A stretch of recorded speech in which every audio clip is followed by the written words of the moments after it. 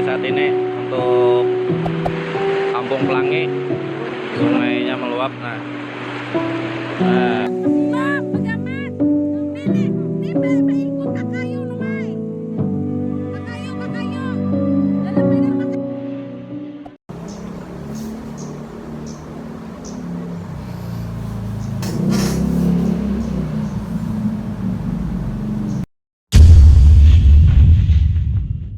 Kalimantan Selatan, pada awal Januari 2021, sebanyak 10 kabupaten dan kota di Kalimantan Selatan mengalami bencana banjir. Tercatat sebanyak 24.000 rumah terendam banjir dan 39 warga mengungsi. Selain itu, terdapat korban yang meninggal dunia. Total dari korban tersebut mencapai 15 orang. Pemerintah Provinsi Kalimantan Selatan telah menetapkan status tanggap darurat bencana banjir pada tanggal 14 Januari 2021. Sampai saat ini, BPBD juga melakukan pendataan titik-titik pengungsi bagi masyarakat terdampak. Status tanggap darurat adalah keadaan ketika ancaman bencana terjadi dan telah mengganggu kehidupan dan penghidupan kelompok masyarakat maupun orang.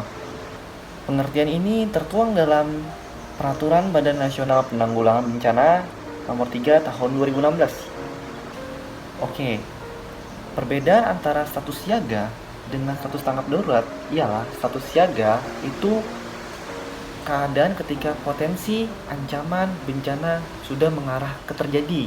Sedangkan proses status tanggap darurat itu adalah ancaman tersebut telah terjadi dan terdampak kepada sekelompok orang maupun masyarakat. Dapat dikatakan penetapan status tanggap darurat adalah langkah awal pemerintah dalam melakukan proses penanggulangan bencana. Bagaimanakah langkah dalam menghadapi banjir Kalsel? Pemerintah provinsi telah mengambil langkah awal dengan memberikan kebijakan surat keputusan SK Gubernur Kalsel Sabirin Nur dengan nomor 360-38-BPBD-2021 dengan peningkatan dari status siaga darurat menjadi status tanggap darurat. Masa tanggap darurat fase pertama diberlakukan selama 14 hari, mulai tanggal 14 Januari hingga 27 Januari 2021. Status ini ditingkatkan setelah melihat hasil laporan dari 13 kabupaten atau kota di Kalsel yang mengalami dampak banjir serta tanah longsor. Dengan adanya kebijakan ini, kita dapat menganalisa apakah kebijakan ini sudah cukup efektif atau belum dengan analisa SWOT.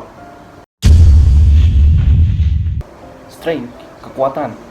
Kejadian seperti ini, pemerintah baik daerah maupun pusat telah melakukan upaya semaksimal mungkin dalam membantu evakuasi serta kebijakan yang diberikan kepada masyarakat yang mengalami dampak banjir serta tanah longsor di wilayah Kalimantan Selatan, khususnya daerah yang terdampak besar banjir seperti Kabupaten Banjar, Kabupaten Tanah Laut, hingga hulu sungai.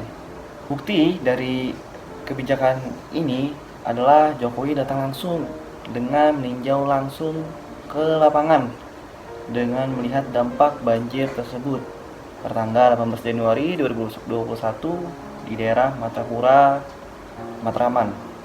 Weakness, kelemahan. Dalam hal ini, pemerintah daerah khususnya Pemprov Kalsel kurang cepat tanggap dalam menangani kasus ini karena kebijakan status Kalsel tanggap darurat ini baru diumumkan pada tanggal 14 Januari 2021. Sedangkan kejadian banjir ini telah berlangsung 4 hari sebelum kebijakan ini diterbitkan. Buktinya ada beberapa di wilayah seperti di Kabupaten Tanah Laut, daerah Bati-Bati, lalu lintas itu udah mulai padat dikarenakan banjir tergenangannya banjir di jalan nasional. Opportunity, peluang. Dengan adanya kebijakan ini menjadi perhatian bagi kemanusiaan yang hendak membantu bisa diperbantukan dengan memberikan logistik seperti pangan, pakaian, maupun transportasi bagi donatur kepada masyarakat yang terdampak banjir. Dengan bantuan kebijakan pemerintah, status tanggap darurat bencana seperti ini, mereka dapat difasilitasi dengan pengawalan khusus dari pihak berwajib dengan cepat tanggap tanpa perlu birokrasi yang lamban. Treat, Ancaman. Ancaman yang dihadapi adanya kebijakan ini mungkin pada ekonomi pemerintahan provinsi harus menanggung biaya kerugian hingga mencapai 1,3 triliun rupiah karena dampak banjir tersebut. Adapun biaya yang ditanggung lebih kepada kerusakan infrastruktur seperti jembatan roboh, tanah permukiman longsor, dan lain-lain. Namun, pemerintah pusat pun wajib memperhatikan keadaan darurat ini, dikarenakan pemerintah provinsi jika berdiri sendiri tak mampu memperbaiki kerusakan-kerusakan yang terjadi akibat dampak banjir. Lantas, apakah kebijakan ini efektif? Ya, karena dengan adanya kebijakan ini, maka saudara kita yang mengalami dampak banjir bukan atas dasar kemauan mereka, dapat tertolong dengan perhatian pemerintahan daerah maupun pemerintahan pusat dalam berbagai macam cara untuk menolong saudara kita yang sedang kesusahan. Sekian dari saya, semoga kalian sehat selalu. And until next time, thanks for watching.